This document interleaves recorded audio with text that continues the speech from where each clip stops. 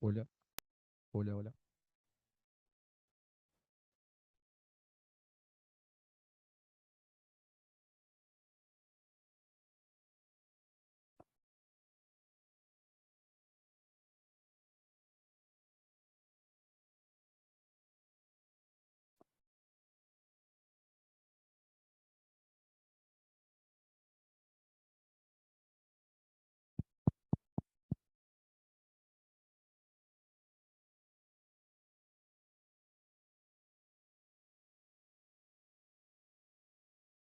Hola, hola, uno, dos, hola, hola, sí. Uno, dos, tres, hola, hola,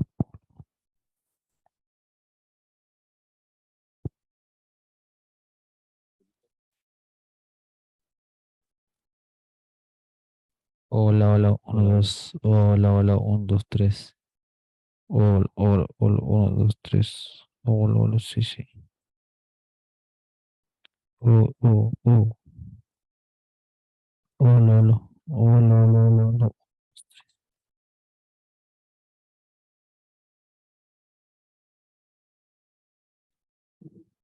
Hola, hola, hola, hola, hola. Hola, hola. Uno, dos. Uy, ¿qué pasa que estoy? Hola, hola, uno, dos.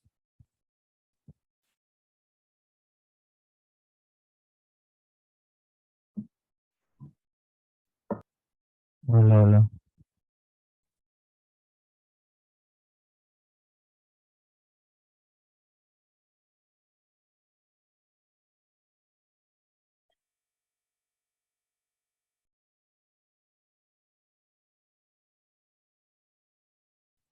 Hola, hola, uno, dos, tres. Hola, sí. Hola, sí, sí, sí.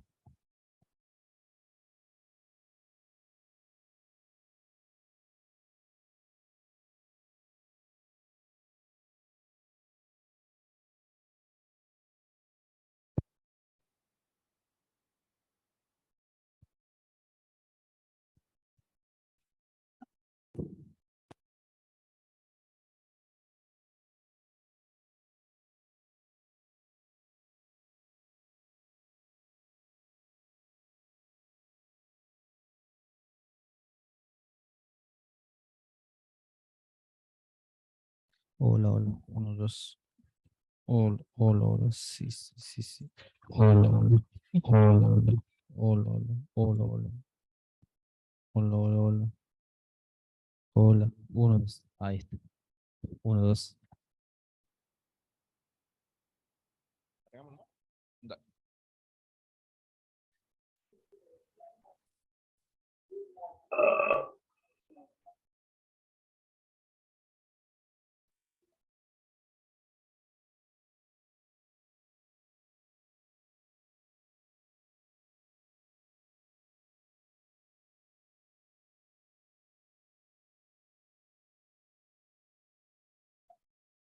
Bien, ¿qué tal? Buenas noches. Estamos dando inicio entonces a la séptima clase teórica, ¿sí? Esta clase es la segunda del eje temático número 2 que habíamos comenzado a plantear en la clase anterior del día lunes. Y en esa clase, al principio, habíamos marcado que en esta segunda unidad, titulada de las repúblicas ampliadas a la crisis del consenso liberal, particularmente de esa unidad estábamos trabajando uno de los ejes, que es titulado Hacia las repúblicas ampliadas, la vía reformista, el radicalismo en Argentina. Y acá hacemos la acepción de la vía reformista en oposición a lo que se planteó el día lunes, que fue la vía revolucionaria que tratamos para el caso de México. Porque a diferencia de México, en Argentina no hubo una revolución con ese contenido social, agrario, que estaba bien marcado en la Revolución Mexicana. Acá hubo reformas jurídico-legales, lo que no quita que haya habido conflictividad social, una conflictividad social que ya la habíamos presentado inclusive en clases anteriores cuando hablábamos del movimiento obrero. que acá en Argentina, por las características que tuvo la inmigración europea y la propia economía argentina centrada en el puerto, había generado el aglutinamiento de la población en esos sectores, por lo tanto, que cumplían las condiciones que marcaba el autor anterior respecto del origen del movimiento obrero.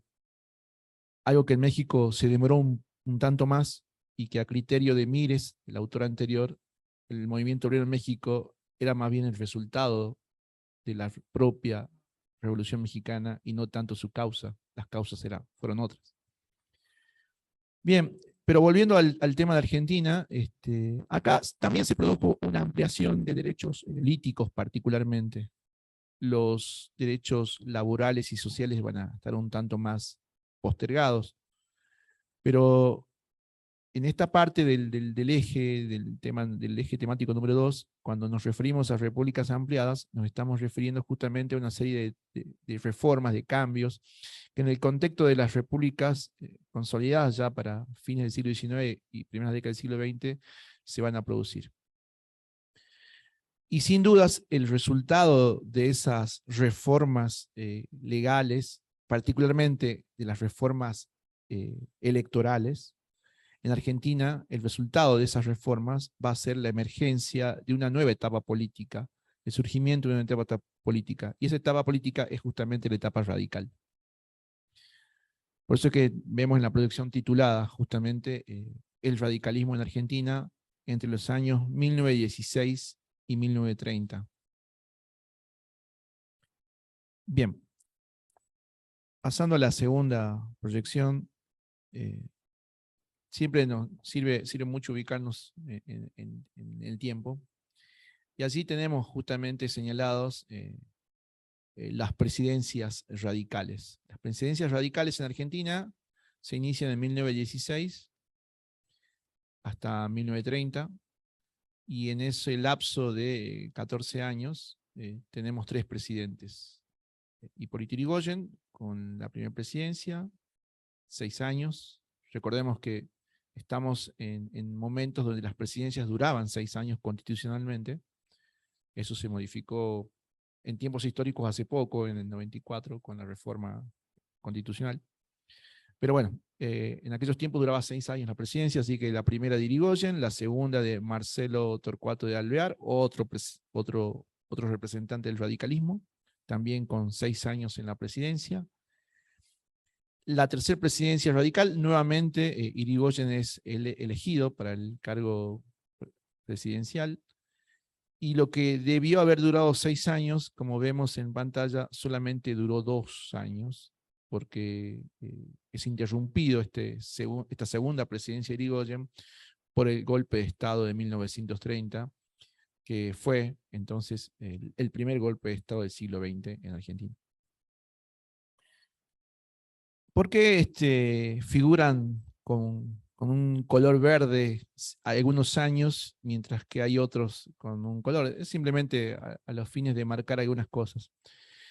En el año 1912 se aprueba la ley San Peña, que es justamente la ley de reforma electoral más significativa en Argentina para las primeras décadas del siglo XX. Y ya vamos a tratarla con mayor profundidad, pero simplemente para ir visualizando. Y es esa ley y los cambios que la ley introduce los que terminan generando el triunfo del radicalismo. Por eso es que a consecuencia de esa ley tenemos las elecciones presidenciales del 16, del 22 y del 28, donde justamente se aplicó la ley Sáenz Peña en cada una de esas elecciones. Y en un color rojo pusimos 1930 porque, bueno, es la interrupción violenta, ilegal, anticonstitucional que se realiza con el primer golpe de Estado. Pero necesariamente para hablar de las presidencias radicales, primero tendremos que plantear el origen de la Unión Cívica Radical, ¿sí? Y eso ocurre bastante antes. Y allí en la misma línea hay una fecha alusiva al origen de la Unión Cívica Radical como partido político. Si bien no es la fecha puntual en la que se origina la Unión Cívica Radical, pero sin dudas allí está el germen de lo que el año siguiente se constituirá en la Unión Cívica Radical. Y ese germen está en 1890, cuando se produce la Revolución del Parque.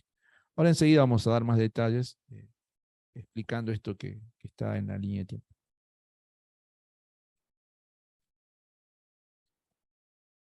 Bueno, aproximándonos entonces a los orígenes de la Unión Cívica Radical, nos tenemos que ubicar en torno al año 1890.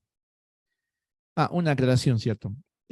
Todo lo que vayamos a exponer en esta clase corresponde a un texto en particular que ha sido seleccionado para esta cuestión, para estas temáticas, que es el texto de Alejandro Catarusa, ¿sí? Que está formando parte de la bibliografía obligatoria. ¿Sí? De ese texto estamos tomando información del capítulo 2 puntualmente, pero con algunas observaciones, algunos datos que traemos del capítulo 1, pero sin duda el capítulo 2 es el que se enfoca de lleno en la etapa radical. Y a los fines de reconstruir el origen es que tomamos algunos datos del capítulo 1. Bien, hecha la aclaración, entonces volvemos a explicar la proyección. En torno a 1890, Alejandro Catarusa plantea que se están produciendo algunas importantes novedades hacia 1890 en términos políticos, y esas novedades están muy atadas a las cuestiones económicas, porque para 1890 tenemos justamente la primer crisis económica. La primera crisis económica en el marco de ese modelo económico de agroexportador que Argentina había adoptado 10 años antes. ¿Sí? A partir de 1880 se considera que ya Argentina está embarcada en ese modelo económico, el modelo agroexportador. Un modelo que le había permitido insertarse en el mercado capitalista mundial. Bueno, pero el sistema capitalista mundial tiene crisis cíclicas, ¿sí? Bueno, esta es una de esas crisis, la de 1890. En 1890 hay una crisis económica que va a impactar en Argentina y que claramente la economía argentina se va a resentir en 1890. Lo que hasta ese momento era una economía dinámica y estable en términos de producción y rendimiento económico, bueno, en 1890 hay una crisis. Y de la mano con la crisis económica se fortalecen de algún modo los sectores opositores en términos políticos al régimen gobernante en aquel momento. Y el régimen gobernante, desde 1880 en Argentina, es lo que se conoce, para el caso argentino, de los gobiernos oligárquicos. Esos gobiernos de élite, y aplicando el concepto de Ansaldi, que gobernaban, hacía un ejercicio político oligárquico, o sea, la modalidad de ejercer el poder político era la modalidad oligárquica de una élite, ¿sí?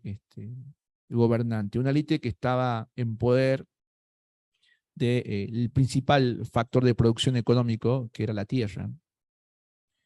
Así que ese modo de ejercer el poder, ese modo oligárquico de ejercer el poder, va a ser cuestionado a partir de 1890, porque, bueno, en términos económicos se estaba produciendo la crisis, entonces los sectores opositores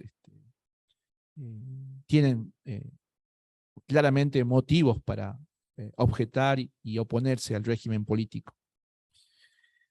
En 1890, entonces, no solamente estamos en términos económicos en crisis, sino que políticamente se produce la primera revolución armada política en Argentina, que es la Revolución del Parque, la que recién veíamos en la línea de tiempo, la denominada Revolución del Parque, que ocurre principalmente en la ciudad de Buenos Aires, justamente en un barrio de la ciudad de Buenos Aires. Allí se da origen a esta revolución armada, que está protagonizada o está liderada, esta revolución armada, por estos referentes políticos, Leandro N. Alem, Bernardo de Irigoyen e Hipólito Yrigoyen. Y el movimiento político que estos referentes encabezan es la denominada Unión Cívica, la Unión Cívica. Todavía no es radical, ya se transformará. Por ahora es la Unión Cívica. Y confluyen en la Unión Cívica entonces sectores opositores al régimen oligárquico. Y son estos sectores que políticamente están excluidos porque cada vez que hay elecciones, recordemos, la mecánica del fraude electoral se activa y es muy efectiva, por lo tanto las elecciones son simplemente un trámite para el sector gobernante. Así que la principal objeción política es eso, ¿no? Reclaman efectiva participación política, efectiva realización de elecciones transparentes, ¿sí? Que la mecánica del fraude electoral, no sea una constante, ¿no? Bueno, esta revolución del parque va a ser sofocada justamente por el régimen político, y en los meses siguientes a la revolución del parque, algunos de los líderes políticos de este movimiento de insurrección se van a plegar o van a iniciar instancias negociadoras con el régimen, y otros se van a mantener intransigentes, no van a aceptar ningún tipo de negociación ni con los representantes del régimen político gobernante.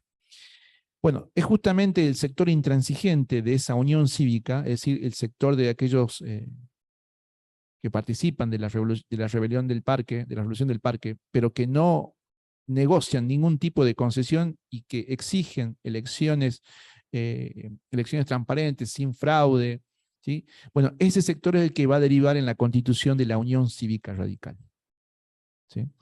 Así que la Unión Cívica Nacional, que realiza la revolución del parque, a posteriori se divide y parte de la Unión Cívica se convierte en la Unión Cívica Radical al año siguiente. En 1891 se constituye la Unión Cívica Radical. Y en esa Unión Cívica Radical encontramos como líderes políticos principalmente a Leandro N. Alem y a Hipólito Yrigoyen. En términos generacionales, Alem es bastante mayor que Yrigoyen, pero son los dos principales referentes políticos de la Unión Cívica Radical. Bueno, la Unión Cívica Radical es considerada, o es considerado, mejor dicho, el primer partido político moderno de Argentina, ¿sí? Al primero que se le puede denominar partido político moderno. ¿Y a qué se le atribuye esta condición de partido político moderno? Que hasta ese momento, en las elecciones que se venían realizando anteriormente, en ocasión de cada elección, recién se organizaban agrupaciones políticas. Si bien había un partido político que representaba los intereses de los sectores gobernantes, que era el Partido Autónomo Nacional, el PAN, Partido Autonomista Nacional, sí, pero era un partido que no tenía un documento orgánico, una organización interna, no había elecciones internas, ¿sí? Era simplemente un sello que se utilizaba en ocasión de cada elección para presentarse a las elecciones, ¿sí? O sea que no había una actividad permanente del Partido Autonomista Nacional, no estaba organizado permanentemente, solamente se organizaba o se activaba cada vez que había proximidad de elecciones. La Unión Cívica Radical, muy por el contrario, nace en 1891 y se va a mantener organizada de forma permanente, no solamente en momentos de elecciones, sino también va a funcionar como partido político orgánico, con autoridades internas, elecciones internas, una plataforma política, ¿sí? Y esas condiciones, esas tres condiciones son las que le dan justamente la posibilidad de ser denominado partido político moderno. Y bien, gracias por la acotación. Es cierto, ¿no? La generación de locales partidarios, con los llamados comités radicales, y no solamente en la propia ciudad de Buenos Aires, sino también en varias ciudades de las más importantes del país, los llamados comités. Y estos comités van a ser importantísimos, no solo para sostener y mantener la vigencia del partido radical, sino justamente para ir generando adhesiones políticas al propio partido. En ese aspecto es que se considera que cumple con las condiciones de un partido político moderno. Sin duda la Unión Cívica Radical, entonces, en su posición intransigente, esta de no negociar, de no aceptar ningún tipo de ofrecimientos por parte del régimen político gobernante, también es parte, es una cuestión identitaria de la política que emprende la Unión Cívica Radical. En este posicionamiento intransigente, la Unión Cívica Radical adopta de forma constante la idea de la denuncia, ¿no? La denuncia permanente de cada vez que se comete fraude o se organiza el fraude. Reclama permanentemente el libre sufragio. Y son estas condiciones justamente, la denuncia de fraude, el reclamo del libre sufragio, esta posición intransigente con los gobiernos oligárquicos, e inclusive también la lucha armada, ¿sí? El tomar las armas, es lo que ellos llaman la causa política de la Unión Cívica Radical. Se compone entonces de estos elementos: la posición intransigente, la lucha armada, el reclamo de sufragio libre y la denuncia de fraude, ¿no? Esas son las banderas, de algún modo, las consignas que aglutinan a los que integran la Unión Cívica Radical, y esa es la causa, a lo que ellos llaman su causa política frente al régimen. ¿Cuáles son las estrategias que van a implementar se van a implementar desde la Unión Cívica Radical? Bueno, una de las estrategias es la abstención electoral. O sea que además de denunciar la práctica permanente del fraude, ellos no van a participar de las elecciones. ¿Cómo participar de una práctica democrática que está viciada de fraude? No tiene mayor sentido. Sería legitimar de algún modo con la participación la propia elección. Por lo tanto, disponen en varias ocasiones la abstención del fraude, la abstención electoral, ¿sí? No participar de elecciones. Están organizados como partido político, pero no participan de las elecciones. La otra opción que tienen es, como veníamos señalando, el levantamiento armado. De hecho, nacieron prácticamente en un levantamiento armado, la revolución del Parque. Pero esa fue la primera. Van a haber otras revoluciones armadas que el radicalismo va a emprender, ¿sí? Está la de 1883, la de 1893, y está la de 1905, ¿sí? O sea que a posteriori de la revolución del Parque que recién veíamos, van a haber dos movimientos más. Y varios de estos movimientos no solamente van a tener su inicio en la ciudad de Buenos Aires, sino que van a tener sus réplicas en Mendoza, en Córdoba, en Tucumán, según las dimensiones que cada una de esas revoluciones tomó. Si bien todas las revoluciones armadas del radicalismo van a ser sofocadas, ¿sí? no van a conseguir concretar sus objetivos políticos, pero cabe decir que no alcanzaron quizás la dimensión de otras revoluciones que estudiamos y vamos a estudiar más adelante. O sea, comparar las revoluciones armadas que el radicalismo llevó adelante con la Revolución Mexicana, las dimensiones son totalmente diferentes. ¿Sí? Son totalmente diferentes en las causas, en los sectores sociales que se plegaron, en la duración que tuvieron. O sea, si bien se llaman revoluciones, ¿sí? La verdad que en términos comparativos fueron bastante más acotadas las que emprendió el radicalismo en sus primeros años. Pero la Unión Cívica Radical no es el único partido político que se organiza durante la década de 1890. También surgen otros partidos políticos. Particularmente citamos a dos: el Partido Socialista y el Partido Demócrata Progresista. En el caso del Partido Socialista, para 1895, 94-95, ya se está consolidando como partido político. ¿Sí? Y este Partido Socialista, como lo dijimos en clases anteriores, en el caso de Argentina, se nutre básicamente de sus integrantes, provienen de clases medias, clases medias. Y cuando digo clase media me refiero básicamente a profesionales, ¿sí? Allí encontramos bueno, abogados, médicos, ¿sí? Que se han formado en el socialismo, pero particularmente son socialdemócratas. ¿Sí? Y por eso es que están organizando un partido político para participar de las elecciones. ¿Sí? Por su parte, el Partido Demócrata Progresista es una vertiente o es un ala de la élite gobernante que, diferenciándose del otro partido, del Partido Autonomista Nacional, organiza el Partido Demócrata Progresista. Y este partido intenta también convertirse o adoptar las condiciones de partido moderno, ¿sí? Pero en representación de los sectores gobernantes. Entonces, para la década de 1890 se están conformando estos partidos políticos. De estos tres ejemplos, sin dudas, el que va a tener mayor peso en las décadas siguientes, en mayor importancia, va a ser la Unión Cívica Radical.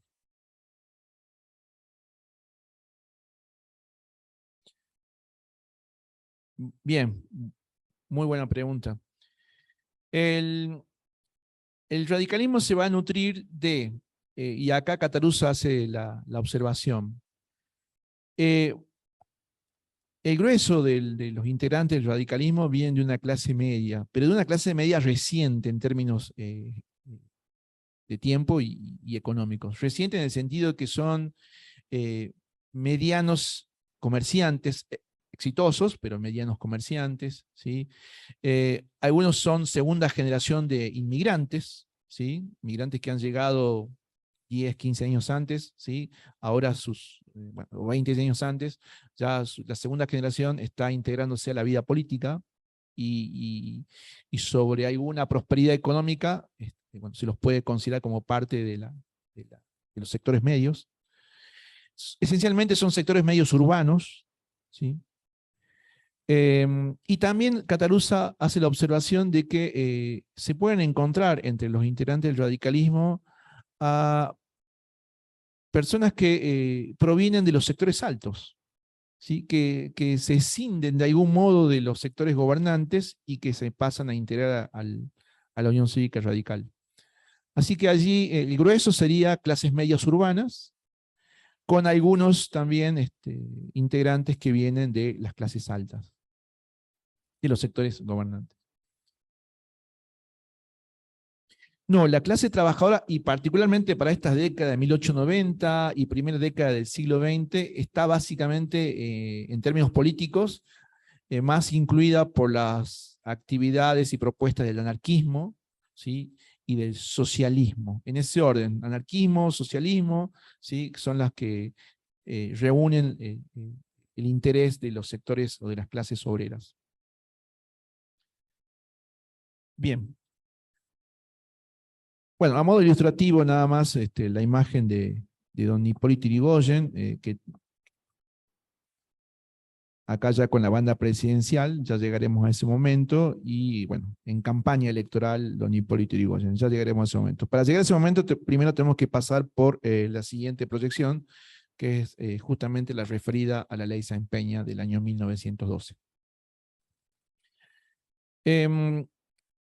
Para las primeras décadas del siglo XX, el autor señala que dentro de la élite gobernante, que se mantiene gobernando desde 1880 de manera interrumpida, fraude electoral mediante, empiezan a manifestarse algunos discursos que cuestionan la continuidad política sobre la base del fraude electoral. ¿Sí? Cataluza señala que estos cuestionamientos, si bien emergen dentro del propio sector gobernante, no es algo que sea propio de este sector, porque es algo que se está planteando a nivel mundial. Bueno, a nivel mundial, digo, en Europa Occidental también se está planteando la idea de realizar reformas electorales. Por lo tanto, es una discusión de época. En las primeras décadas del siglo XX se está planteando en algunos países de Europa, y esa discusión también se reproduce acá, la idea de realizar algunas reformas electorales, a los fines de que los partidos políticos que triunfan en cada instancia electoral tengan mayor legitimidad en función de recibir mayor cantidad de votos. Y para eso necesariamente hay que incluir a mayor cantidad de población eligiendo. Se discute la idea de entonces hacer reformas electorales que permitan la apertura política y le den participación política a sectores que hasta ese momento no lo tenían.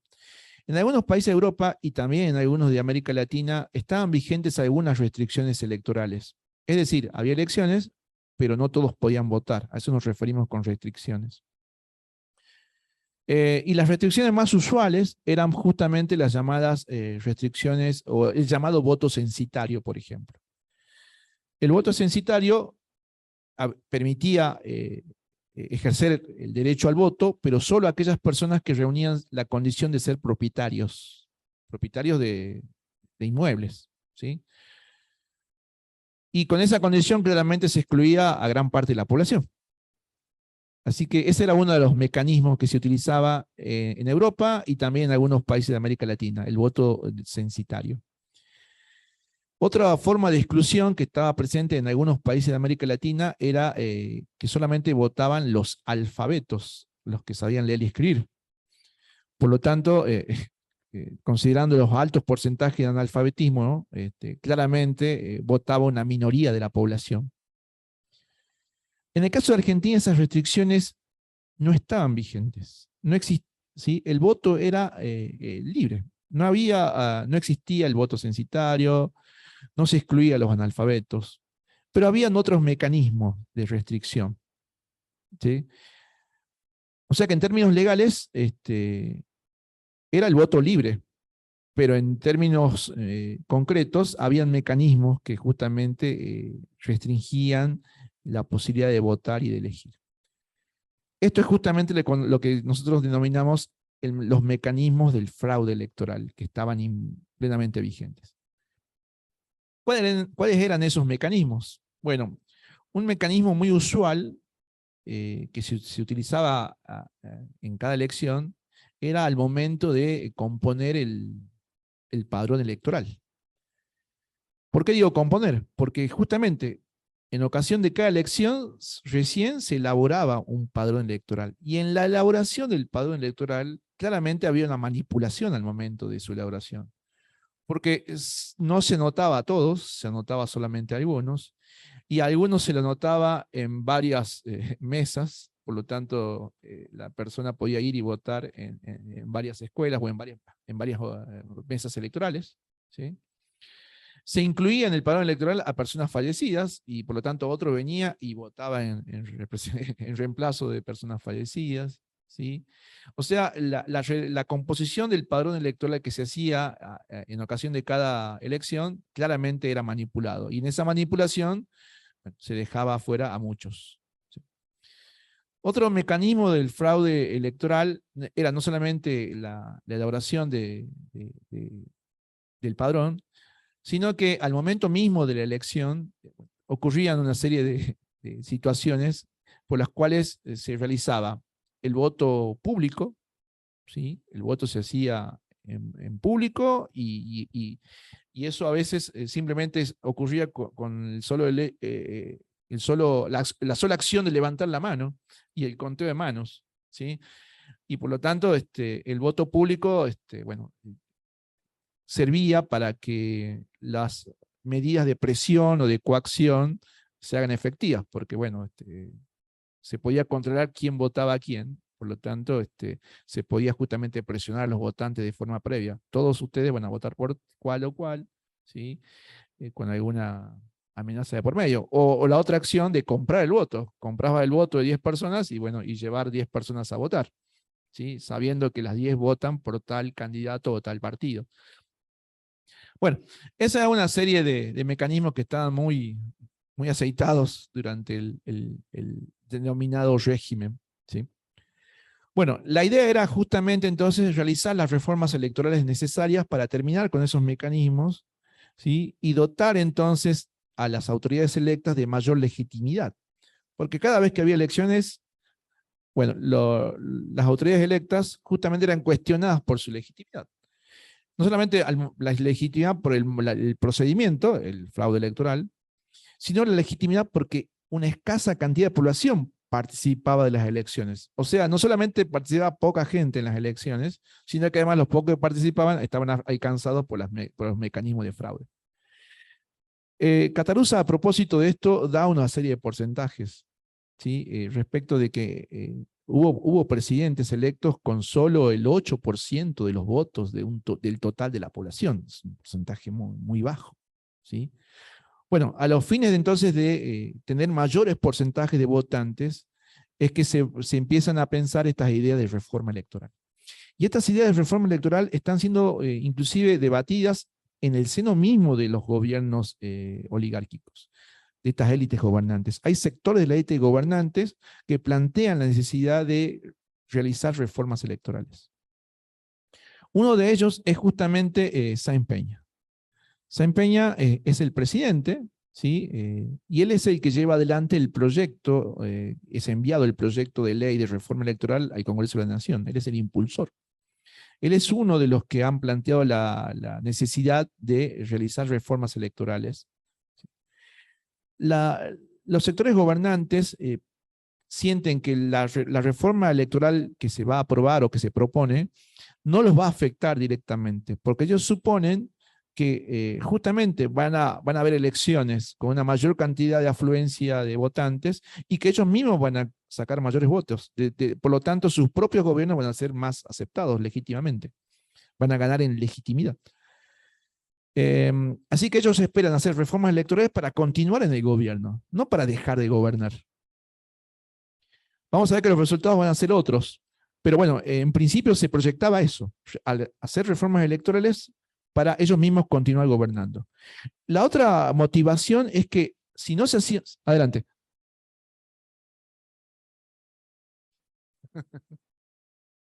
Sí, la aspiración de todo proyecto político es continuarse en el poder político. Por lo tanto, ninguno toma medidas electorales, en este caso, en contra de su propia continuidad. ¿Sí? Eh, la última reforma electoral que podemos citar es, por ejemplo, la inclusión del voto de menores de 18 años en Argentina y mayores de 16, de modo opcional. ¿Sí? Bueno, la presentación de ese proyecto vino del propio oficialismo. Por lo tanto, podemos pensar lo mismo. No creo que hayan proyectado esa ampliación de edad para perder elecciones. ¿Sí? Bueno, acá podemos suponer que pasó lo mismo. Cuando se formula la idea de reformas electorales desde el régimen gobernante, ellos justamente, dice el autor, es porque se pensaban continuar gobernando, pero dotados de mayor legalidad y de mayor cantidad de votos, cosa que siempre se les cuestionaba de los sectores opositores. El Partido Socialista, el Partido Radical cuestionaban eso.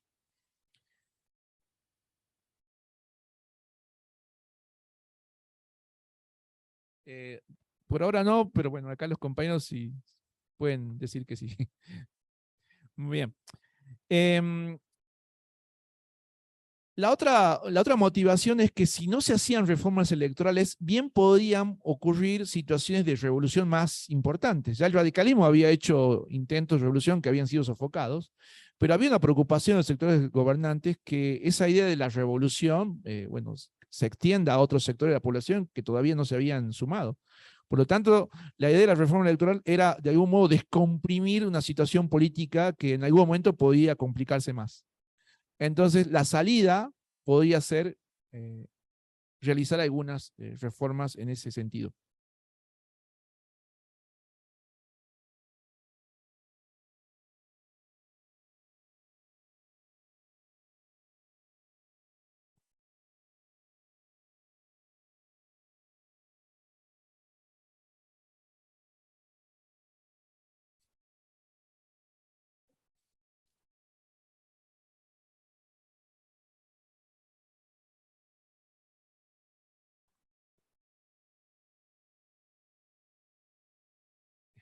Bien, esto que dice usted me está haciendo necesariamente pensar en el discurso de ayer, ¿no? De lunes.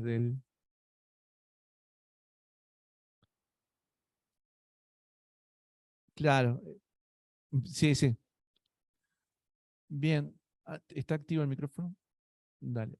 Ahí le acercan, mientras tanto, y enseguida volvemos a escuchar a la compañera, pensamos en el discurso del gobernador, ¿sí? Que está proponiendo una reforma constitucional. ¿Sí? Y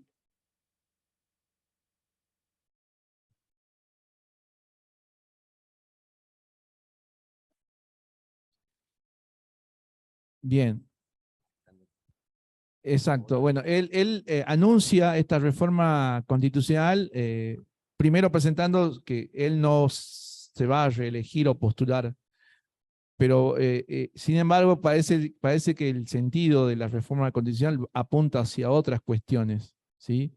Que es esto de sostener en términos legales o frenar en términos legales la protesta, ¿sí? Muy activa que se está realizando básicamente por cuestiones económicas, ¿sí? Y salariales.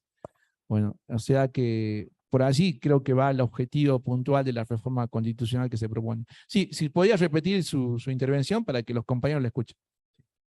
Ah, bueno, sí.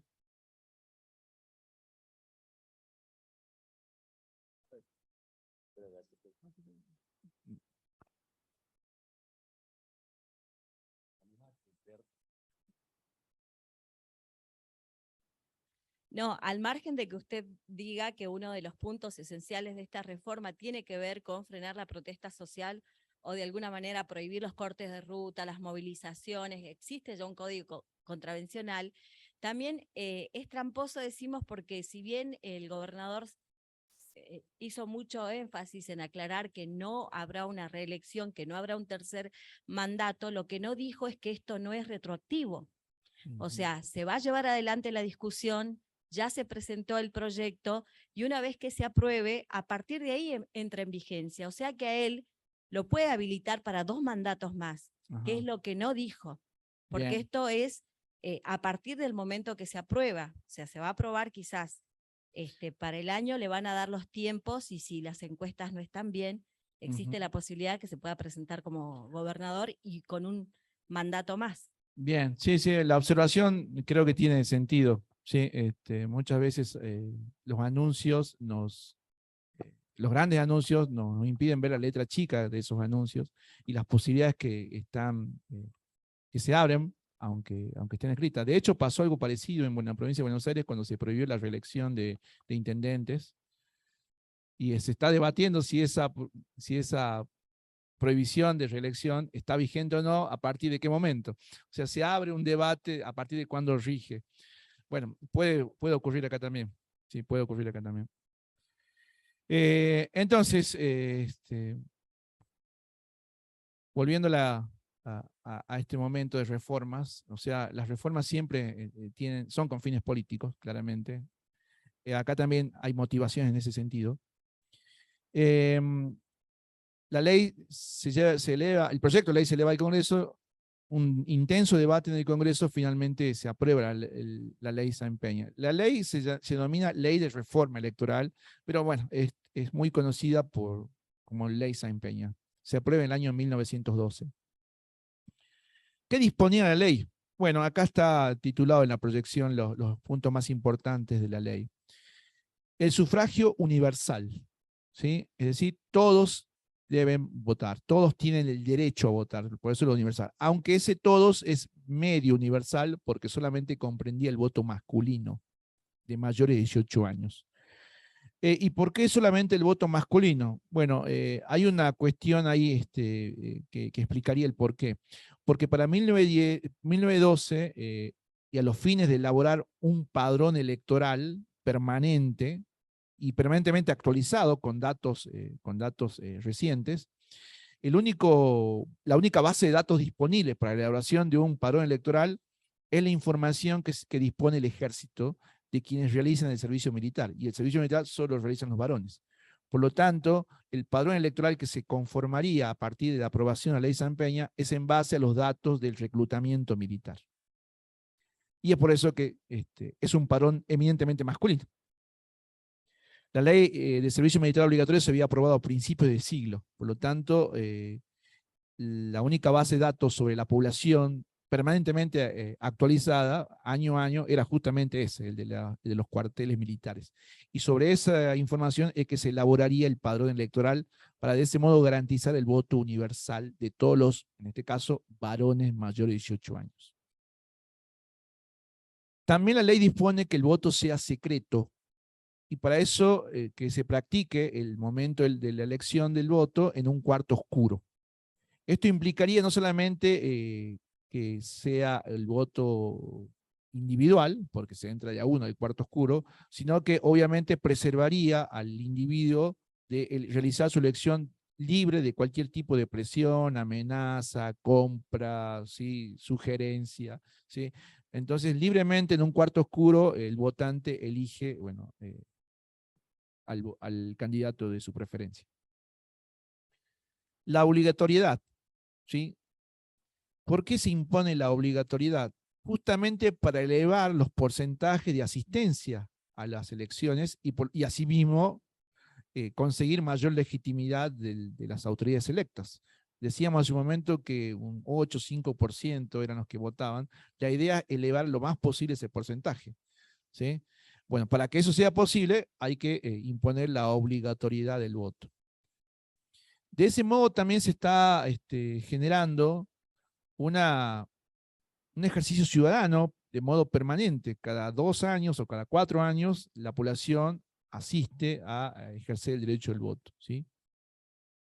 Bueno, lo que decíamos recién, el padrón militar, ¿sí? De ese modo se garantiza la transparencia en la elaboración del padrón electoral, o sea, sobre la base del padrón militar, el padrón electoral.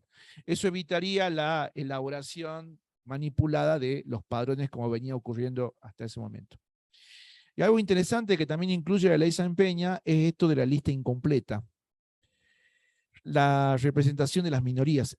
Esto significa que a partir de la ley San Peña, el partido que gane las elecciones no se lleva la totalidad de los candidatos, sino que se toma en consideración en forma proporcional, proporcional a los votos obtenidos a las segundas y terceras fuerzas. ¿Se entiende?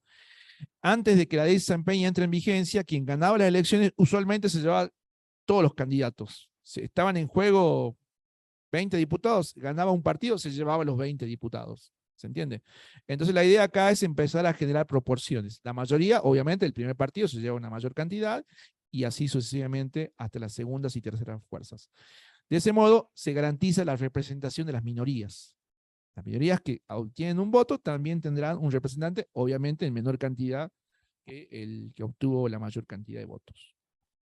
Estas son las innovaciones electorales que se imponen entonces con la ley San Peña que se aprueba en el año 1912. Esta ley entra inmediatamente en vigencia o se aplica, mejor dicho, esta ley en las elecciones provinciales de los años siguientes, 1913, 1914. Allí se experimenta la aplicación de la ley San Peña en algunas provincias. Pero a nivel nacional, o mejor dicho, al momento de elegir al presidente, la primera aplicación a la ley San Peña va a ser en las elecciones presidenciales de 1916. Y justamente en esas elecciones del año 1916 va a resultar electo, ¿sí? Van a resultar electos, mejor dicho, los candidatos a presidente y a vicepresidente de la Unión Cívica Radical. Los candidatos fueron Hipólito Yrigoyen y Pelagio Luna, y ellos fueron los triunfadores en las elecciones presidenciales del año 1916 con uso de la ley San Peña. Es decir, la primera vez que se usaba la ley San Peña para elegir presidente, el régimen pierde las elecciones. Lo cual de algún modo demostraba que la vigencia del régimen solamente era posible si existía el mecanismo del fraude electoral. Ahora que el fraude electoral se evitó o se minimizó a partir de las condiciones de la ley San Peña, un sector político que hasta ese momento había manifestado abstenciones, rebeliones armadas, denuncias, ahora ganaba las elecciones con su candidato Hipólito Yrigoyen y Pelagio Luna. Comienza entonces la primera presidencia de Hipólito Yrigoyen, 6 años. Algunas aclaraciones. Actualmente estamos muy acostumbrados que cuando hay elecciones presidenciales, el voto popular, el conteo de votos, sí, determina bueno, el ganador en cada elección. Para los primeros momentos en que se aplica la ley San Peña, el voto no es directo, como lo es en la actualidad. El voto era indirecto. ¿Qué significa esto indirecto? Que si bien se votaba por un candidato, en este caso votábamos por Hipólito Yrigoyen, en realidad no estábamos eligiendo al presidente, sino que estábamos eligiendo a los electores. Es decir, que entre el voto popular y el resultado final de las elecciones había una instancia intermedia que era el de los electores. Según la cantidad de votos que acumulaba tal candidato, en este caso Yrigoyen, se contaba la totalidad de votos y según esa cantidad se obtenían determinados electores. Y estos electores se reunían en un colegio electoral y allí ellos elegían al presidente. O sea que el voto no era directo, sino que justamente era indirecto porque estaba mediado por la instancia del colegio de electores. La cantidad de electores variaba según la cantidad de votantes por provincia. Había provincias con mayor cantidad de electores, obviamente por cuestiones poblacionales, y otras con menos.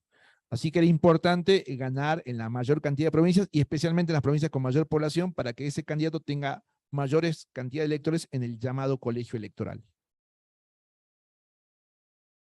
Más o menos como como sigue pasando en los Estados Unidos. Bueno, eso ya no está vigente porque en la última reforma electoral del año 94 se suprimió el colegio electoral y actualmente usamos el voto directo. Bien, empieza entonces la presidencia de Hipólito Yrigoyen. Vamos a repasar algunos elementos que el autor identifica y explica en relación a esta primera presidencia radical. Para Catarusa, la Unión Cívica Radical se constituye como un movimiento que expresa a la nación. Y esto el autor lo señala porque entiende que el propio Irigoyen se identifica a sí mismo como un candidato netamente representativo de los intereses del pueblo. Y que el partido político, la Unión Cívica Radical, también es un partido político que representa fielmente las necesidades e intereses del pueblo. El pueblo en términos de nación, por eso acá es lo que está en pantalla, que el movimiento de la Unión Cívica Radical, si bien es un partido político en términos formales, pero para Hipólito Yrigoyen ese partido político trasciende las formas partidarias y se convierte en un movimiento, porque expresa sentimientos, no solamente intereses políticos, sino sentimientos de la nación, de la población. Eso le permite a Hipólito Yrigoyen, a criterio del autor Catarusa, le permite inclusive darle mayor preponderancia a la elección del cargo que él va a ejercer, el de presidente, y menor inclusive importancia a los otros poderes del Estado, particularmente al poder legislativo. Porque él entiende que la elección del presidente refleja la voluntad del pueblo. ¿Sí? Refleja, y el movimiento que representa también.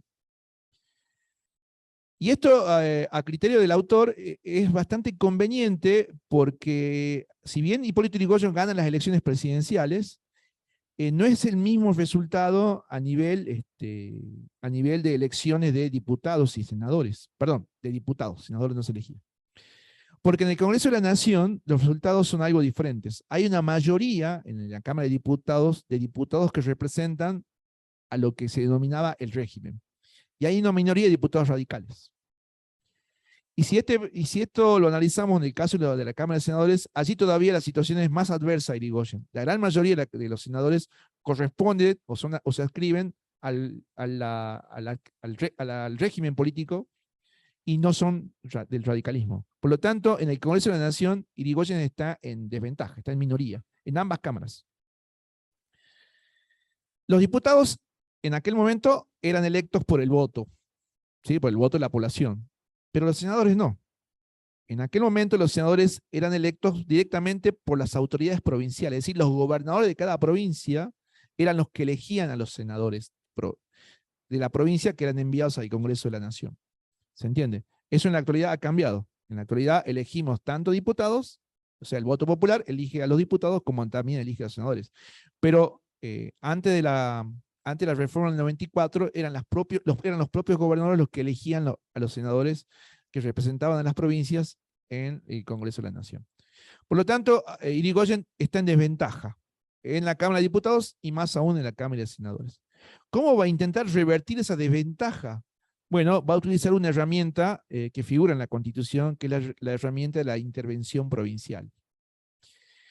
Las intervenciones son una herramienta, un instrumento jurídico que figura en la Constitución que le permite al presidente de la Nación intervenir políticamente en la provincia. Y cuando hablamos de intervenir es justamente desplazar las autoridades provinciales y desplazarlas de los tres poderes si la intervención es plena. Se puede desplazar al Poder Ejecutivo Provincial, al Legislativo y al Judicial. También hay intervenciones más enfocadas, pueden ser dirigidas solamente al reemplazar al Ejecutivo, ¿sí? Bueno, pero esa va a ser una herramienta que Hipólito Yrigoyen va a utilizar de manera muy frecuente, las intervenciones federales. Obviamente, especialmente en aquellas provincias donde había gobernadores opositores, ¿sí? Y al reemplazar a los gobernadores opositores por un interventor que se enviaba desde el gobierno nacional, ¿sí? Lo que se obtenía también era el reemplazo de los senadores. Porque si era el gobernador el que designaba senadores, entonces ahora el interventor es el que designa a los senadores. Así que de ese modo Irigoyen iba de algún modo cambiando de situación de desventaja que tenía en el Congreso de la Nación, en las dos cámaras. La cantidad de intervenciones fueron 15 durante su primera presidencia. De esas 15, solo 5 por ley del Congreso, porque para realizar una intervención, el Congreso tiene que votar la intervención. Bueno, solamente en 5 de esas 15 Irigoyen había conseguido la aprobación del Congreso de la Nación. Por lo tanto, 10 fueron solamente por iniciativa del propio Poder Ejecutivo Nacional. Esto sin duda generaba constantes tensiones, ¿sí? Dentro del poder legislativo. Por eso es que muchas de las leyes que Irigoyen enviaba al Congreso de la Nación eran directamente bloqueadas. No se trataban, no se discutían, o si se votaban, los resultados siempre eran adversos, ¿sí? Porque estaba en desventaja, ¿sí? Y además era en respuesta a estas medidas discrecionales que Irigoyen tenía de intervención en las provincias. Acá en esta proyección tenemos algunos fragmentos del propio texto de Catarusa en relación a esta idea que Irigoyen, o a la interpretación que hace Catarusa respecto de la percepción que tenía Irigoyen sobre su propia persona y sobre su partido político. Dice Catarusa, la Unión Cívica Radical era algo más que un partido político. Según esta perspectiva, los partidos eran agrupaciones efímeras que solo perseguían intereses sectoriales, parciales, y por eso mismo mezquinos. En cambio, el radicalismo, dice, era concebido como la expresión de la mismísima nación, de todo ella. Los límites que los radicales atribuían a tal entidad tendían a aproximarla imaginariamente a otra, cuya evocación tenía también enorme fuerza, el pueblo. Su programa de gobierno que sostenían era la propia Constitución Nacional. O sea, ellos entendían que su partido era el que mejor representaba las necesidades del pueblo. Los demás solamente eran sectoriales, intereses sectoriales, mezquinos, ¿sí? Enfocados solamente en intereses particulares. El radicalismo, a diferencia de los otros, tenía esta concepción. Hay una imagen que después la van a poder ver con mayor detalle, una imagen caricaturesca de Irigoyen. Él siempre fue caricaturizado como el denominado el peludo, ¿sí? Los opositores de Irigoyen lo veían a él, en términos políticos, como un político muy reservado por su carácter. Era un carácter bastante tosco el de Irigoyen, poco afecto a los grandes discursos. Una persona de carácter introvertida, de escritura, sus artículos publicados siempre eran de escritura un tanto de difícil interpretación, pero pese a eso, Irigoyen tenía un gran carisma, y sin duda, dice Catarusa, se convirtió en un político que tuvo mucha cercanía a la población, no tanto él por su carácter, sino por la devoción que tenía la población respecto de Irigoyen. Y bueno, los opositores lo dibujaban así, como un peludo, como un quinquincho, esa era la imagen que se utilizaba. Esta tradición de dibujar a los políticos y asemejarlos a figuras animalescas era muy frecuente en fines del siglo XIX y principios del siglo XX, y creo que también hasta el presente llega a algunas de esas cuestiones, ¿no? Tenemos varios elementos de la fauna nacional que representan políticos, ¿no? Bueno, acá el peludo para Irigoyen, el zorro era para Roca, la tortuga era para Ilía, ya lo veremos más adelante, ¿sí? No sé si recuerdan alguno más. Bueno, el pingüino, ¿sí? Así. ¿Quién más? El gato. Siempre, sí, en la política la figura de los animales se sirve para referenciar algún aspecto de su carácter, personalidad o imagen. En este caso, a Irigoyen le tocó el peludo. Pero así como el irigoyenismo tenía percepciones propias, también los opositores tenían percepciones sobre el movimiento radical. Cito una que dice el autor. Entre sus adversarios conservadores, paulatinamente se extendió la imagen de los gobiernos radicales como gobierno de los incapaces, miembros de un partido que se imponían sin más virtudes ni méritos que la supremacía del voto y del poder del número. A criterio de los opositores, la única virtud que tenía el radicalismo era la de reunir votos, de acumular votos y ganar las elecciones, pero que para gobernar eran totalmente incapaces, que no estaban preparados. Y bueno, esto tiene que ver con la autopercepción que tenía la oligarquía de sí mismos, recordando el texto, el trabajo práctico número 1. Tenían una alta autopercepción positiva, que eran los únicos elegidos los únicos capaces de gobernar. Eran los notables. Por lo tanto, a ellos les correspondía gobernar. ¿Cómo va a gobernar otro sector social?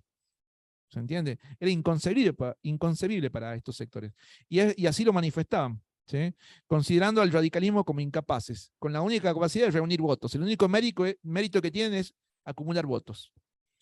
Por eso es que también van a aparecer términos como el gobierno de la chusma, porque habían ganado las elecciones con el gobierno de los sectores de la población, ¿sí? Humilde, obrera, clase media, bueno, el gobierno de la chusma.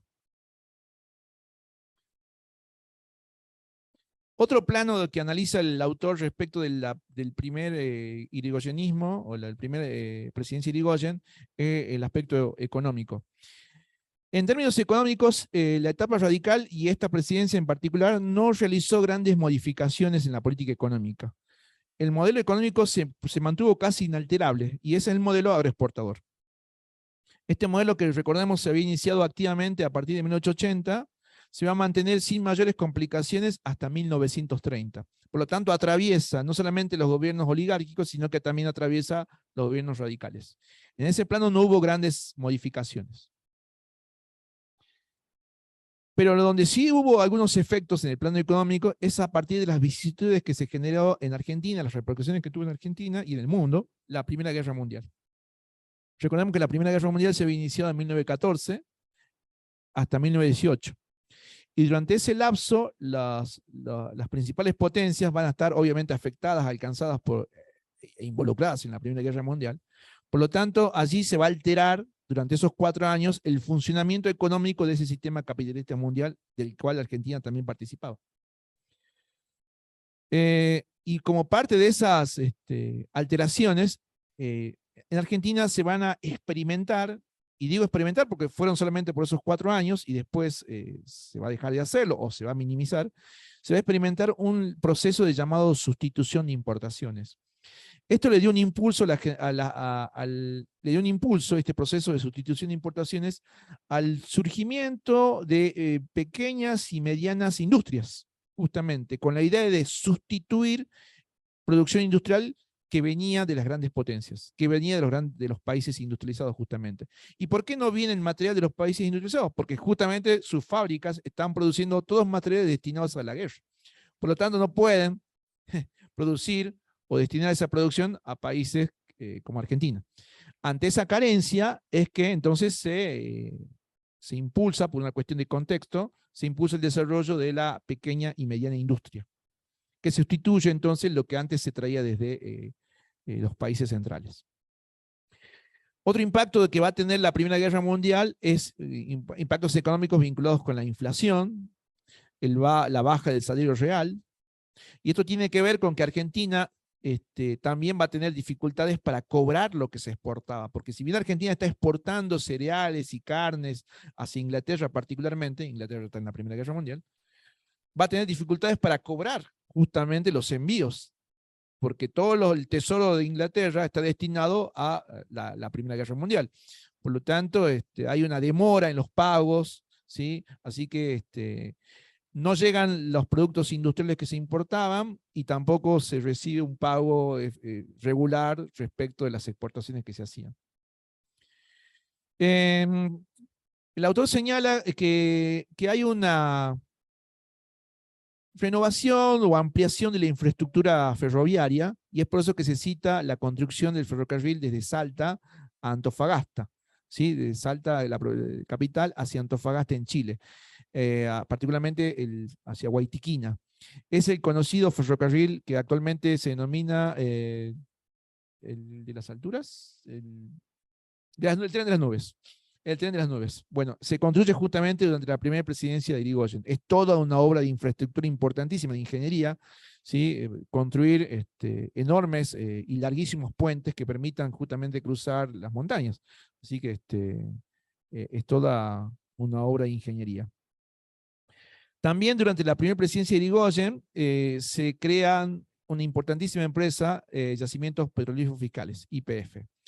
Esta creación de la empresa fiscal de petróleo ocurre en ocasión de que previamente se habían encontrado importantes reservorios de petróleos en Comodoro Rivadavia, ¿sí? En la provincia de Chubut. Así que en función de los enormes reservorios, la necesidad de explotar esos recursos y que esa explotación esté en manos de una empresa del Estado, ¿sí? En función de esa urgencia y necesidad, se crea Yacimientos Petrolíferos Fiscales. Es importante destacar esta creación porque el modelo de empresa petrolera fiscal que Argentina desarrolla a partir de la presidencia de Irigoyen va a ser después imitado por otros países. Tiempo después lo hará Brasil, tiempo después lo hará Bolivia, creando empresas petroleras fiscales. Así que es una medida en la cual el Estado interviene para garantizar que las riquezas hidrocarburíferas sean explotadas por una empresa estatal y de ese modo, frenar la intervención, la explotación de esas riquezas por empresas petroleras de otros países. Bueno, y otra cuestión que señala el autor es que se detiene la entrega de tierras fiscales en propiedad y propone el arriendo y fondos para programas de colonización. Esta idea está dirigida sobre todo a frenar un poco la generación de enormes latifundios, ¿sí? Y en todo caso apostar a la generación de pequeños y medianos propietarios, en torno a la tierra me refiero, y de ese modo reactivar estos programas de colonización. Digo reactivar porque ya habían sido propuestos anteriormente, pero siempre habían sido demorados o practicados en lugares de modo muy focalizado y no habían sido la generalidad. Por lo tanto, la idea es esta vez hacerlos más extensivos y de ese modo generar una propiedad de tierra o una distribución un tanto más equilibrada de la propiedad de la tierra.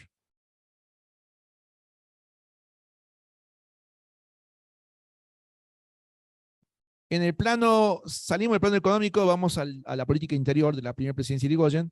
Sin duda hay que destacar el apoyo que hizo el gobierno de Irigoyen a la reforma universitaria que se estaba gestando en la Universidad de Córdoba en el año 1918.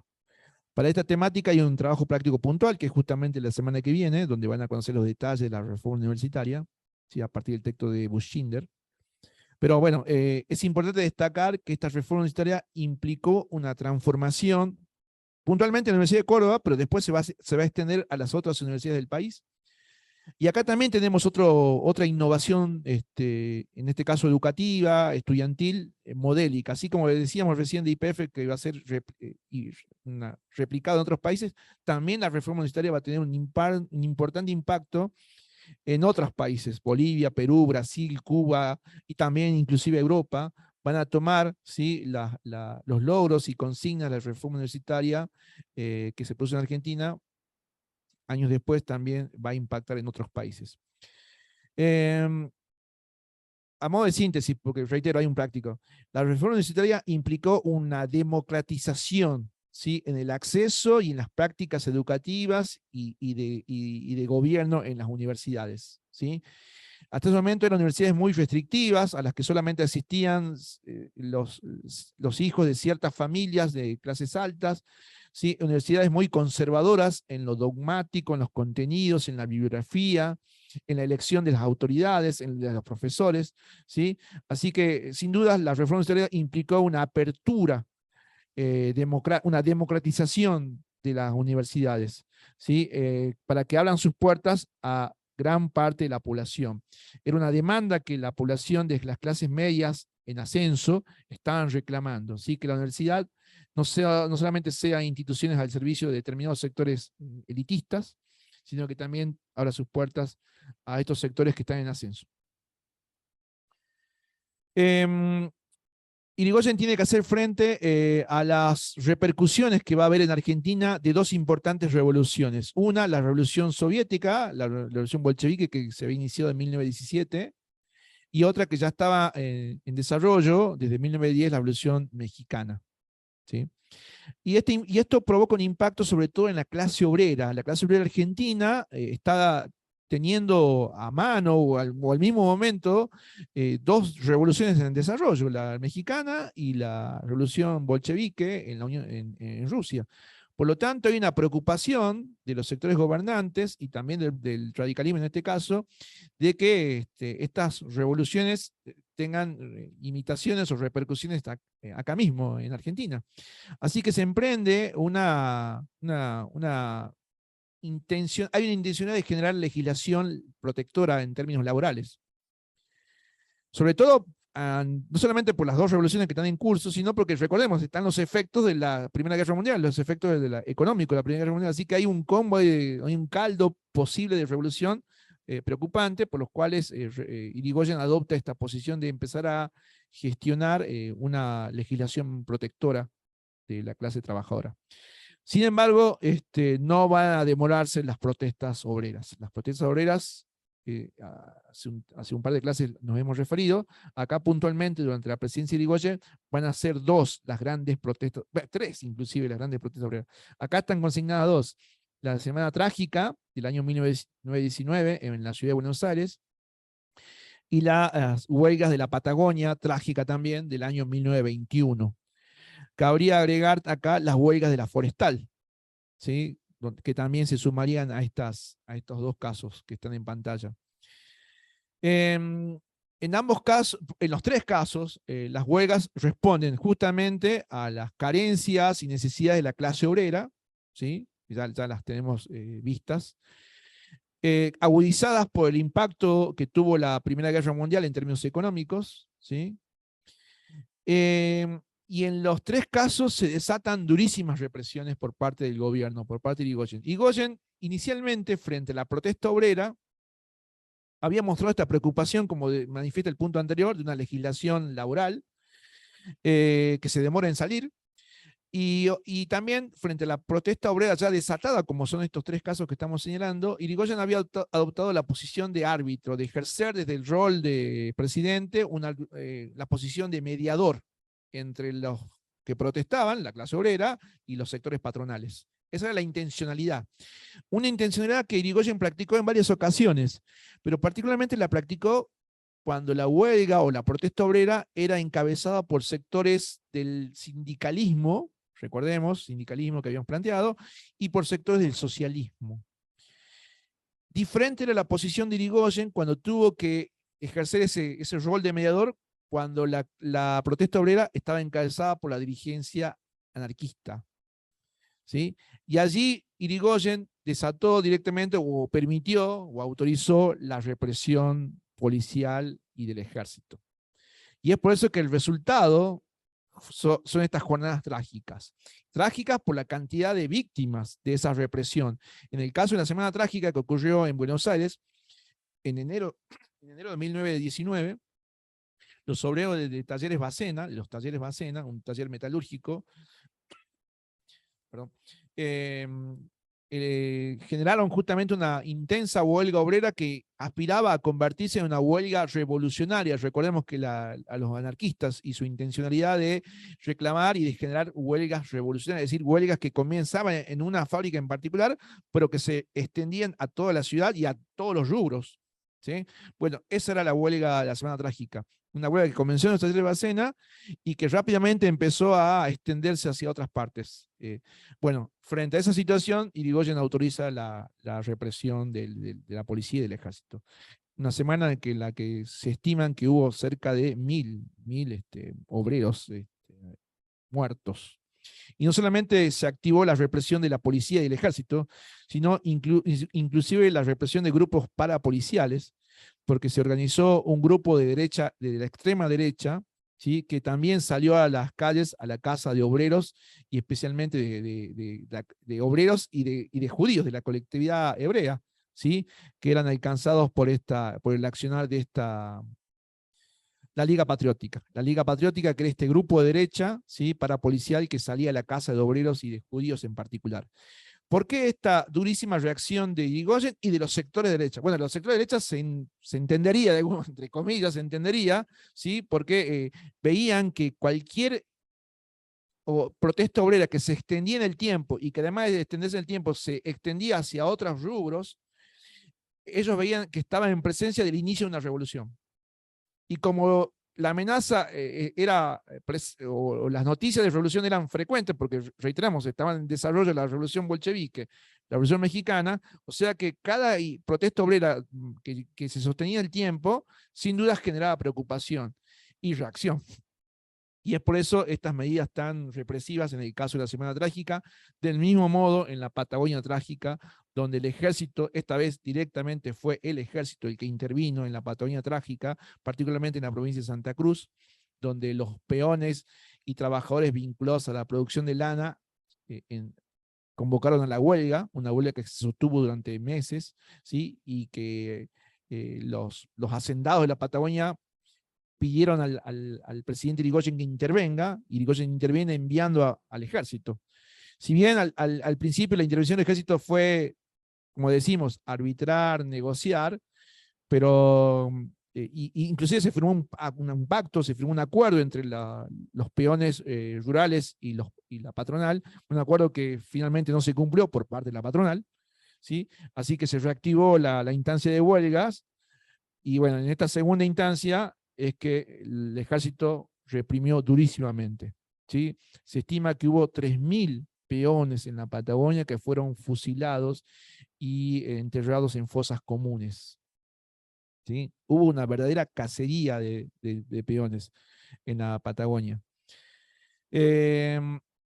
Estas son entonces las mayores tragedias que ocasionó la represión y que sufrió entonces la protesta obrera durante la presidencia de Irigoyen, ¿sí? El caso de la Semana Trágica, la Patagonia Trágica, y también el caso de las protestas y obrera en la forestal. Bien, hasta allí algún comentario, algún agregado.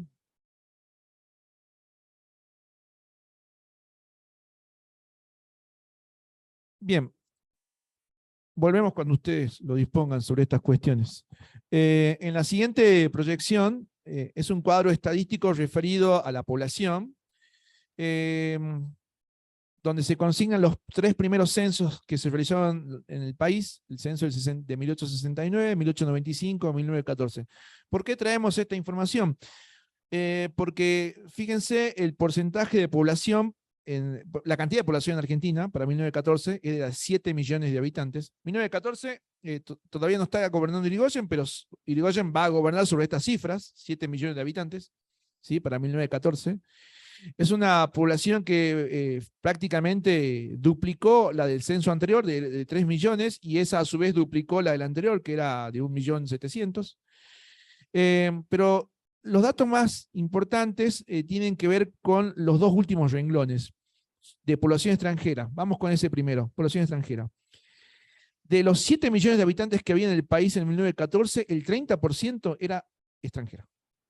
Esto de algún modo manifiesta el impacto que tuvo en la población argentina la masiva llegada de inmigrantes, justamente, ¿sí? 30% de la población extranjeros.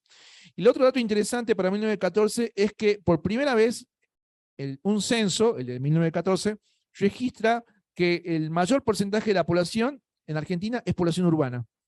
En los censos anteriores veíamos que la población urbana era el 28% en el primer caso, del 42%, y ahora por primera vez es más la cantidad de gente que vive en las ciudades que en los ámbitos rurales.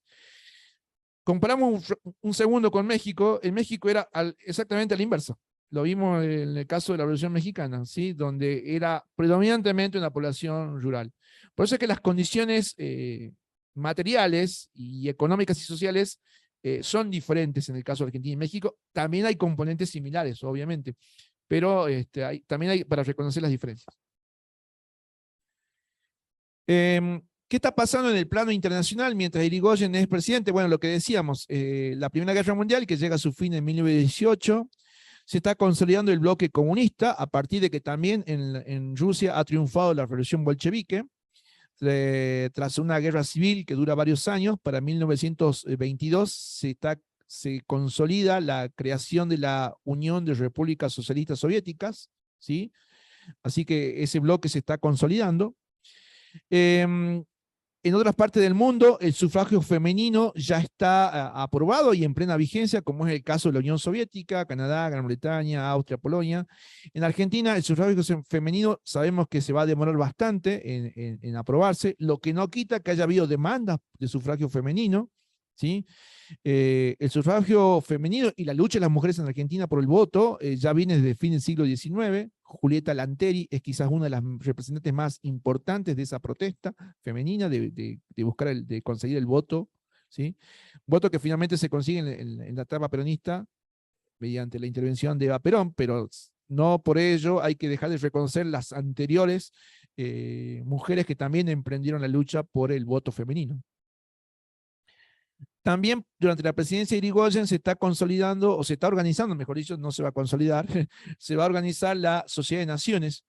Esta Sociedad de Naciones es un antecedente de lo que hoy serían las Naciones Unidas, pero es una experiencia efímera que se realiza tras el fin de la Primera Guerra Mundial, la Sociedad de Naciones. En esa Sociedad de Naciones, el principal referente que convoca a nivel internacional a esa sociedad es el presidente de los Estados Unidos, Woodrow Wilson, lo hace en 1920. ¿Y por qué lo hace Estados Unidos y no otro país? Porque Estados Unidos es el país que ha resultado, entre comillas, o resaltado, mejor dicho, como ganador de la Primera Guerra Mundial. ¿Sí? Hay otros países ganadores. También del bando ganador estaba Inglaterra, también del bando ganador estaba Francia, pero sin dudas Estados Unidos es el que sacó mayores ventajas de la Primera Guerra Mundial. Primero porque la Primera Guerra Mundial se luchó en Europa, no en los Estados Unidos. Segundo porque la Guerra Mundial duró 4 años y Estados Unidos ingresó en el último año de la Primera Guerra Mundial, por lo tanto los gastos económicos y de vidas son totalmente diferentes. ¿Sí? Y ingresó en el lado que finalmente ganó la Primera Guerra Mundial. Así que Estados Unidos está ya en proceso de convertirse en la potencia hegemónica del siglo XX. No hegemónica, pero sí, sin dudas, en la principal potencia económica del siglo XX a partir de estos resultados de la Primera Guerra Mundial. Por el contrario, las potencias que hasta ese momento eran las importantes, Inglaterra, Francia, Alemania, inician un proceso de declive en términos económicos a consecuencia de la Primera Guerra Mundial.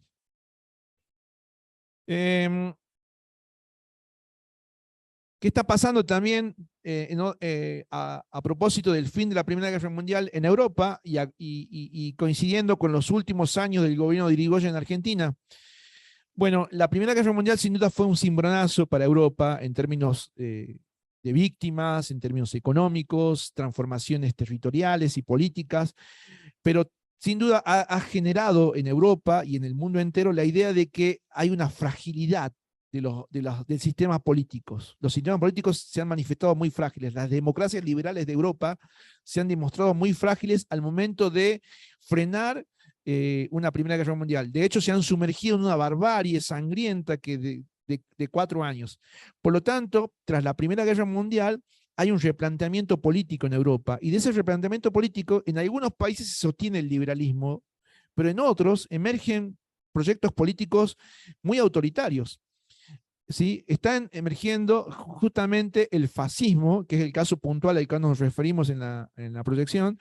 En el caso de Italia, justamente ante la decepción de los gobiernos anteriores respecto a la Primera Guerra Mundial, va tomando fuerza el proyecto político de Mussolini, el proyecto fascista de Mussolini, que alcanza el poder pleno, el poder político en Italia, se alcanza en 1922. ¿Sí? Cuando deponen al rey y Benito Mussolini logra conformar un gobierno. ¿Sí? Al mismo tiempo, en Alemania hay otro proyecto de similares características, también embarcado en alcanzar el poder, si bien no lo logra durante la década del 20, hay un intento de golpe de Estado en 1923, en el cual Hitler, justamente me refiero al proyecto del Partido Nacional Socialista, el Partido Nazi, ¿sí? Intenta tomar el poder en 1923, no logra, pero sin dudas, en los años siguientes, este proyecto político en Alemania va a ir creciendo. Finalmente llegará al poder en la década siguiente. Exacto.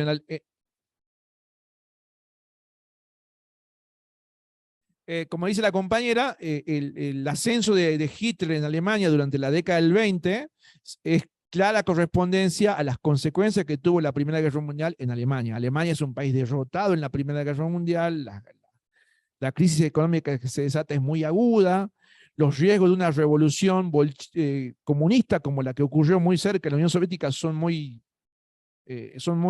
posibles. La clase empresaria en Alemania está preocupada por la crisis, por los riesgos de revolución, y sin dudas hay una parte cada vez creciente de la sociedad alemana que le va a prestar a su apoyo a este proyecto político de tono autoritario, anticomunista, antiliberal, ¿sí? Y que busca fortalecer la identidad alemana gravemente afectada por los resultados de la Primera Guerra Mundial. ¿Sí? Así que ese es el proyecto que se está embarcando en Europa, particularmente en Italia y en Alemania. En Estados Unidos hay algo similar, en este caso expresado particularmente desde políticas de segregación, que se mantienen activas desde el siglo XIX y con grupos que sostienen y efectivizan la acción violenta de orden racial, como el Ku Klux Klan, que durante la década del 20 va a estar muy activo, inclusive hasta década de 60, 70, ¿sí? Salvo Sudáfrica, que sabemos que tiene un sistema de apartheid, ¿sí? Estados Unidos es el país que mantuvo una legislación racial hasta la década del 60. O sea que es uno de los países que más, en los que más vigencia tuvieron las leyes de segregación racial. En la Unión Soviética sabemos que triunfó la revolución bolchevique, se organiza la Unión de Repúblicas Socialistas Soviéticas. Allí la principal autoridad, el gobernante va a ser Lenin, pero hasta 1924, cuando muere, y se desata allí una pugna política por el sucesor de Lenin. Finalmente se impone, se impone Stalin, justamente tras la muerte de Lenin se impone Stalin, tras una purga política desatada, eliminando adversarios, ¿sí? Se inicia entonces el stalinismo en la Unión Soviética, que sin dudas es la expresión más autoritaria del proyecto de la Revolución Rusa, ya convertida e institucionalizada en la Unión Soviética. Por su parte, León Trotsky se ve forzado a emigrar de la Unión Soviética y sabemos que para la década del 30 León Trotsky va a estar exiliado en México, donde, bueno, la conocida historia de Trotsky en su vínculo con Frida Kahlo y Diego Rivera, ¿no? Que también los mencionamos en la clase anterior. En Gran Bretaña se constituye el primer gobierno laborista. Hasta ese momento el predominio lo tenían los sectores conservadores y en Alemania, bueno, el sector laborista alcanza el poder político en 1923. Este es el panorama entonces político a nivel internacional que acompaña a Irigoyen. Para 1922 está finalizando la primera presidencia de Irigoyen, comienza la segunda presidencia radical, que es la de Marcelo Torcuato de Alvear, y su vicepresidente, Elpidio González. Ambos electos en elecciones con uso de ley San Peña. Acá Alvear gana las elecciones con un porcentaje mayor a las que había ganado Irigoyen en la primera elección. Sin dudas, en términos económicos, la presidencia de Alvear, que dura 6 años, del 22 al 28, son más, en términos económicos, menos graves que los de Irigoyen. Hay una estabilidad económica que se recupera, hacia 1922-23 se recupera una estabilidad económica. Por lo tanto, también disminuyen la intensidad de las protestas obreras durante la presidencia de Alvear. También disminuyen porque hubo una durísima represión. No perdamos en cuenta, ¿sí?, la cantidad de víctimas que había causado la Semana Trágica, la Pandemia Trágica, la aplicación de leyes de deportaciones, de detenidos, así que también eso ha disminuido. Por eso es que es más estable en términos económicos de protesta la presidencia de Alvear. Alvear, a diferencia de Irigoyen, proviene de una familia muy tradicional, de la élite porteña. Sin embargo, él desde muy joven militó en las filas del radicalismo, ¿sí?, cuando lo más probable era que militase en las filas de los sectores más elitistas y conservadores. Sin embargo, él desde muy joven militó en las filas del radicalismo, pero no deja de tener ese origen patricio y aristocrático en sus formas de vida, en su forma de vestir, en sus modales, muy a diferencia de Irigoyen, que dijimos hace un momento, era más bien conservador, parco, muy austero en sus formas. Así que hay una diferencia en ese aspecto. De hecho, cuando Alvear es electo presidente, está en París, ¿sí? Era el embajador argentino en París, plenipotenciario, así que desde París llega ya a la Argentina en carácter de presidente.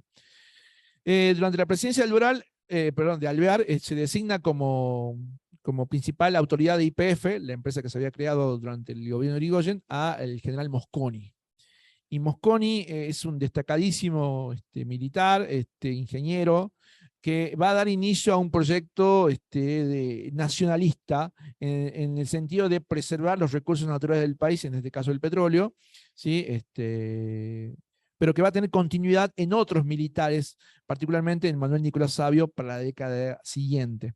Así que un precursor de esos sectores nacionalistas dentro del ejército es justamente el general Mosconi. Bueno, como decíamos, recuperación general de la economía, cesa la ola de huelgas, lo que veníamos diciendo. Se dictan leyes que no habían sido aprobadas durante el irigoyenismo, ¿sí? Esas leyes laborales que Irigoyen había presentado, pero que muchas veces eran trabadas por esa relación tan complicada que tenía Irigoyen con el Congreso. En este caso, Alvear tiene mejor diálogo con el Congreso. Ese mejor diálogo tiene que ver también con su nivel social. Alvear se parece mucho a los sectores oligárquicos.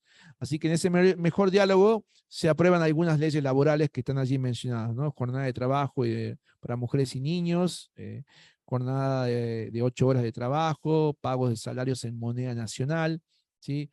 Algunas de las primeras leyes laborales que se aprueban durante la presidencia de Alvear. Entonces, la presidencia de Alvear son 6 años que pasan en estas condiciones: estabilidad económica, descenso de la protesta laboral y social, bueno, la política en YPF. Estos son a grandes líneas los elementos que caracterizan. El punto 1, Ale, de antipersonalista. Bien, gracias por recordarlo, me lo estaba salteando. Alvear tuvo una presidencia medianamente estable en términos políticos y económicos. A nivel externo también, ya vimos que terminó la Primera Guerra Mundial, se habían estabilizado algunas situaciones en la Unión Soviética, eso ya lo vimos. Donde más problemas va a tener o alteraciones va a tener va a ser en la política interna, pero en la política interna partidaria, porque para 1924 se produce una división dentro del radicalismo. Y esa división tiene que ver con las modalidades o modos de gobernar que había tenido Irigoyen en su primera presidencia y ahora Alvear en la suya.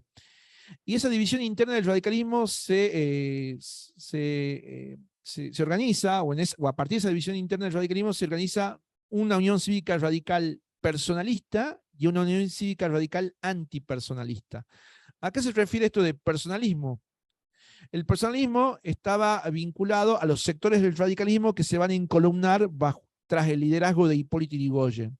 ¿Y por qué personalismo? Porque, bueno, a criterio de los críticos de Yrigoyen, la administración política que hacía Yrigoyen era muy, muy personal. O sea, su carisma personal era el que tomaba las decisiones, ¿sí? Él mismo tomaba las decisiones más importantes. Toda disposición hacía eje en la persona de Yrigoyen. Por eso esto de personalismo extremo que supuestamente ejercía Yrigoyen. Mientras que Alvear supuestamente era más diplomático, delegaba más funciones, tenía un diálogo más abierto con la oposición. Bueno, esa modalidad de gobernar de Alvear va a ser justamente calificada como antipersonalista, a diferencia de lo que decíamos de Yrigoyen.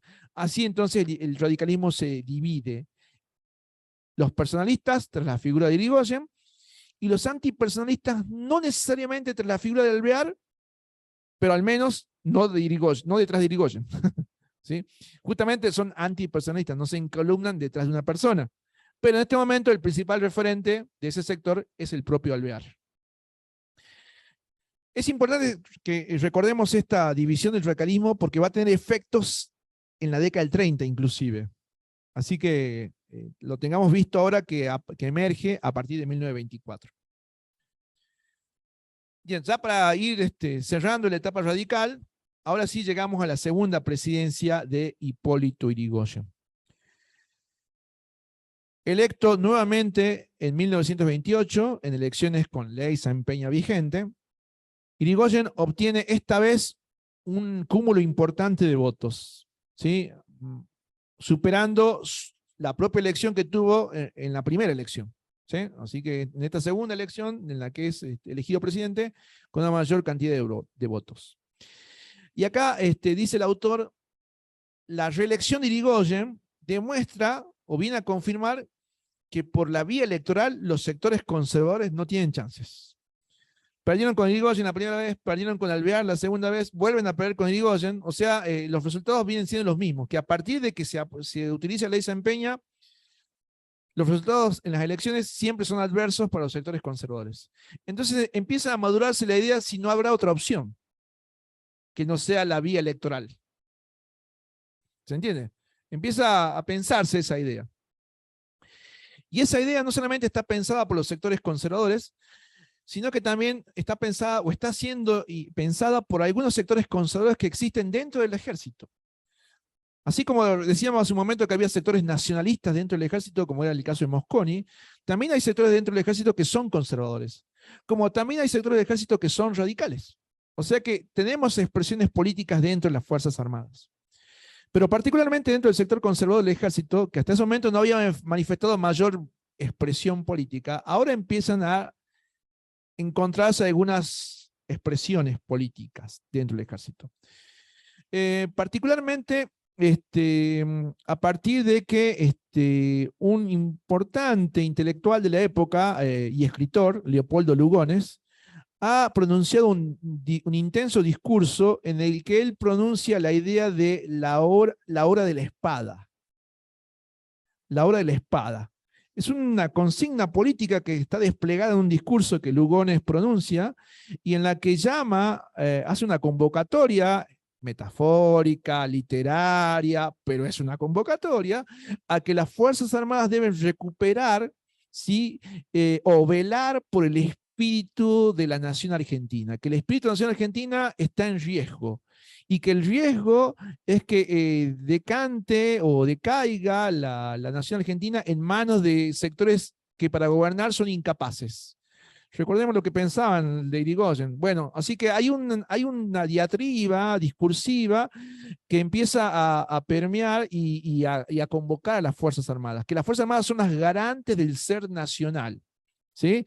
Y que deben involucrarse entonces en velar por los intereses de la nación, porque la nación se está degenerando políticamente. Así que esa diatriba está titulada como La hora de la espada, ¿sí? Sugerente título. Bien, para colmo, Irigoyen, si bien fue electo con un cúmulo importante de votos, bueno, están madurando estas ideas en los sectores conservadores en una parte de las Fuerzas Armadas, pero al año siguiente de su elección, él asume en octubre de 1928 la segunda presidencia. Bueno, al año siguiente, en octubre de 1929, se inicia la crisis económica mundial, con el crack del 29, la caída de la Bolsa de Nueva York. Y la caída de la Bolsa de Nueva York va a significar, ahora sí, a partir del año 29, pero el año 30 y toda la década del 30 va a significar un verdadero descalabro del sistema económico capitalista mundial. Por lo tanto, ahora sí, la crisis es bastante más aguda que en ocasiones anteriores. 1890 había sido una crisis, la Primera Guerra Mundial había generado también problemáticas económicas, pero acá, en 1930, las cuestiones son mucho más agudas y profundas. Por lo tanto, el cimbronazo económico en Argentina se va a sentir mucho más, y Irigoyen va a tener que enfrentar esa situación. Al mismo tiempo, el autor señala que se está recrudeciendo esa diferencia entre personalistas y antipersonalistas, ¿sí? Y inclusive algunos antipersonalistas van a empezar a tener vínculos políticos con los sectores conservadores, con esos sectores del ejército que están madurando la idea de por qué no intervenir. Así que se está creando ahí un polo que aglutina a sectores políticos, militares, económicos, que ven en la continuidad de Irigoyen una dificultad, más aún ahora que la crisis se desató. También las empresas petroleras extranjeras, que han sido de algún modo frenadas en sus incursiones de extracción del petróleo por la creación de YPF, también están manifestando su intencionalidad de desplazar al gobierno que creó y sostiene a YPF. Bueno, en esas condiciones es que Irigoyen además hay que sumar que el propio Irigoyen es un tipo ya de avanzada edad durante su segunda presidencia, sobre la que se recargan justamente esas imágenes despectivas que veíamos. Los diarios se van cargando de noticias que solamente resaltan supuestos actos de corrupción, supuestos aspectos privados de la vida de Irigoyen que no son muy, ¿sí? Son muy oscuros. O sea, la prensa también se va recargando de estas ideas, se va gestando un clima de adversidad económica, social, desde la prensa. Entonces, esto decanta finalmente en que el 6 de septiembre se realiza el primer golpe de Estado. Si bien está encabezado por el general José Félix Uriburu, ¿sí? Es un golpe de Estado que lo encabeza este general del ejército con tropas del Colegio Militar de la Nación, pero es un golpe de Estado que también va a generar cierta apatía por parte de la población, ¿sí? No hubo una resistencia muy activa al golpe de Estado, salvo algunos focos, unos pocos focos de radicales que reaccionaron intentando frenar el golpe de Estado. En general la población se mantuvo bastante pasiva frente a la realización y finalmente consumación de este primer golpe de Estado. Solo para cerrar, y ya estamos muy sobre la hora, esta imagen que figura en la proyección de los generales que llevaron adelante el golpe de Estado. El primero, el de bigote, el general Félix Uriburu; el segundo, el general Justo. Son los que encabezan el golpe de Estado, el primer golpe de Estado del 6 de septiembre de 1930. Y al lado, un titular del diario Crítica, donde se celebra justamente el triunfo de esa llamada revolución, la revolución que pone fin al gobierno de Irigoyen. El diario Crítica había sido fue, mejor dicho, el diario de Natalio Botana, un importante empresario de medios de aquellas décadas, que es el que justamente de sus diarios proclamaba estas noticias de siempre en contra del gobierno de Irigoyen. Inclusive la folletería que se tiró desde los aviones que participaron en el golpe de Estado en contra del gobierno de Irigoyen, era folletería que había sido impresa en los talleres del diario Crítica. Así que estaba claramente posicionada políticamente Natalio Botana en contra del gobierno de Irigoyen. Bien, hasta ahí llegamos hoy. Bueno, todas dudas y preguntas en la próxima clase los esperamos. Hasta la próxima. Adiós.